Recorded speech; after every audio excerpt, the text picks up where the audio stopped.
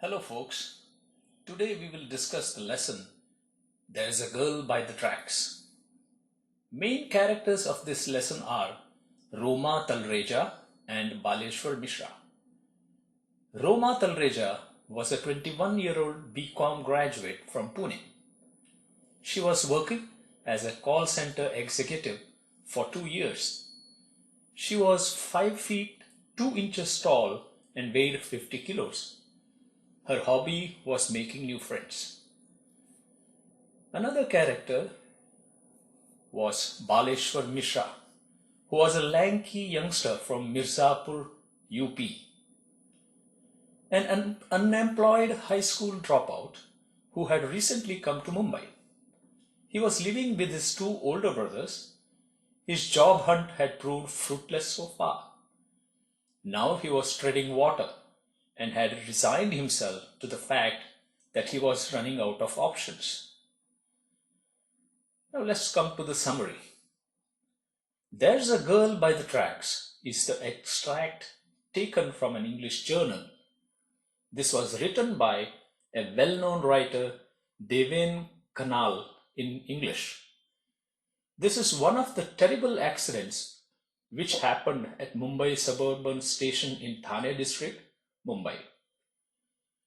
Roma Talreja was a 21-year-old call center executive. One day, when she was returning to her home, she caught the 6:32 p.m. train. It was jam-packed, but she somehow managed to squeeze herself into the ladies' compartment. She tried to settle into a corner near the door. The train hurtled ahead. Suddenly, Roma got pushed and lost her foothold. She could not find anything to hold on to.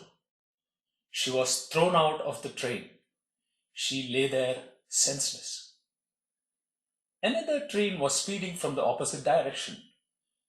A 20-year-old young man, whose name was Baleshwar Mishra, saw a young woman in a black salwar kameez lying next to the tracks. He immediately grabbed the train's emergency chain and pulled it down. The train slowed down. He asked the other passengers to get down with him so as to help the young woman, but none came forward. He got down and the train pulled away. He ran for several minutes and then found her by the side of the track. He asked her who she was, but she did not respond. He looked here and there to ask for help, but there was nobody in sight. Baleshwar could see blood flowing out of a gash behind the young woman's head. Uttering a silent prayer, he lifted her and started walking across the tracks. He asked many people for help, but all in vain. Just when he was about to lose hope, a tempo truck pulled over and a middle-aged man stepped out. Baleshwar requested the truck driver to help him shift the young woman to a hospital nearby, and he agreed. But the nearest hospital could give only first aid to her. So Baleshwar and the driver had no choice but to move her back to the truck. When the vehicle moved forward, Roma opened her eyes. Baleshwar quickly asked her name and whom he should call, lest she black out once more. The girl told him that her name was Roma and he could call her brother Dinesh, and she gave him his cell phone number. Immediately after this, Roma again lost her consciousness. Baleshwar used the driver's phone and called Dinesh. He gave him all the information. Meanwhile, Roma was shifted to Divine Multi-Speciality Hospital and Research Center.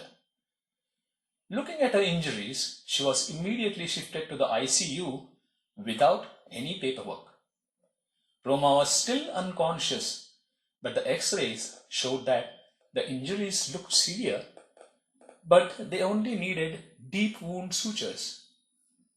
Dr. Agarwal was of the opinion that she could have bled to death if nobody had helped her. Next morning, when Roma regained her consciousness, she saw her brother and her fiancé by her side. She could not speak anything and fell asleep again. Baleshwar, in the meanwhile, revisited the spot on the tracks to look for Roma's belongings because Dinesh had informed him that a cell phone and bag were missing. A railway employee assured him that some of her belongings had been found. In a few days, Roma was perfectly fine. She was astonished to find a stranger risking his life for her. She felt she could never repay Baleshwar. When Baleshwar was asked why he had done it, Baleshwar simply replied, "That day it was Roma. Tomorrow it could be you or me by the tracks, bleeding and alone." Thank you.